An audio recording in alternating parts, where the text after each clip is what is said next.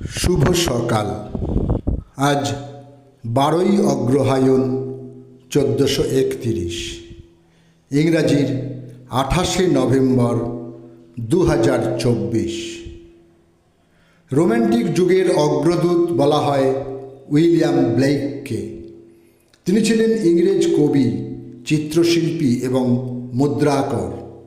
জীবদ্দশায় যথেষ্ট স্বীকৃতি না পেলেও বর্তমানে তাঁকে রোম্যান্টিক যুগের কবিতা ও চিত্রকলার ইতিহাসে সবচেয়ে গুরুত্বপূর্ণ ব্যক্তিদের একজন বলে বিবেচনা করা হয়। 28শে নভেম্বর 1757 লন্ডনের সোহোতে তিনি জন্মগ্রহণ করেন। ফ্রিডরিখ এঙ্গেলস ছিলেন একজন জার্মান দার্শনিক, লেখক, রাজনৈতিক তাত্ত্বিক, দার্শনিক এবং মার্ক্সবাদের অন্যতম প্রতিষ্ঠাতা। 1848 সালে কার্ল মার্ক্সের সঙ্গে যৌথভাবে কমিউনিস্ট পার্টির ইস্তেহার রচনা করেন তিনি। পরবর্তীতে পুঁজি গ্রন্থটি গবেষণা ও রচনার জন্য কার্ল মার্ক্সকে অর্থনৈতিকভাবে সহায়তা করেন। 28শে নভেম্বর 1820 জার্মানির বারামানেতে এক বড় শিল্পপতির ঘরে তিনি জন্মগ্রহণ করেন। হিন্দু কলেজের প্রতিষ্ঠাতা ও সমাজ সংস্কারক বৈদ্যনাথ মুখোপাধ্যায়ের আজ জন্মদিন। সময়টা 1932। তাঁর রচিত পুস্তকগুলি হল অষ্টবসু, শ্রুতি 17, ষোলকলা, নকশা, রঙ্গিলা ইত্যাদি। বাংলা নাট্য জগতের প্রসিদ্ধ অভিনেতা সুরেন্দ্রনাথ ঘোষ, যিনি নাট্য জগতে দানিবাবু নামে অধিক পরিচিত, আজ তাঁর মৃত্যুদিন। 28শে নভেম্বর 1932 60 বছর বয়সে কলকাতায় তিনি প্রয়াত হন।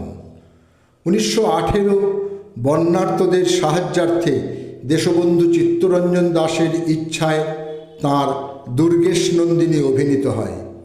বঙ্গভঙ্গ আন্দোলনের সময় সিরাজের ভূমিকায় তাঁর প্রাণ মাতানো অভিনয়ে দর্শক সমাজ মোহিত হয়েছিল।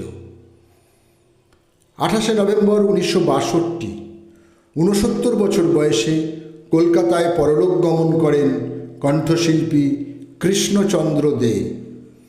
পঙ্কজ মল্লিকের কথায় সে যুগের শ্রেষ্ঠ পুরুষ গায়ক কৃষ্ণচন্দ্র দে। তিনি অসংখ্য কীর্তনঙ্গের গান গেয়েছেন। কীর্তন সম্পর্কে তার নিজের বক্তব্য হল, আমাদের ঘরের নিজস্ব সম্পদ হল কীর্তন। কীর্তনের মতন অমর মধুর গান আর হয় না। হয়তো এর ভেতরে রাগরাগিনী তেমন কিছু নাও থাকতে পারে, তবু বলবো কীর্তনের মতন জিনিস নেই। কণ্ঠসঙ্গীত সব থেকে কাজ কঠিন। তাঁর ভ্রাতুষ্পুত্র হলেন বৈচিত্র্যের বিচারে সর্বকালের অন্যতম সেরা কণ্ঠশিল্পী মান্না দে। ভারতীয় চলচ্চিত্র জগতের একজন প্রযোজক ছিলেন বীরেন্দ্রনাথ সরকার, যিনি কলকাতায় নিউ থিয়েটার স্টুডিও প্রতিষ্ঠা করেছিলেন। চলচ্চিত্র জগতে তাঁর অবদানের জন্য ভারত সরকার 1970 সালে তাঁকে দাদা সাহেব ফালকে পুরস্কার প্রদান করেন এবং 1972 সালে পদ্মভূষণ অর্জন করেন তিনি। 1980 সালে আজকের দিনে তিনি কলকাতায় প্রয়াত হন।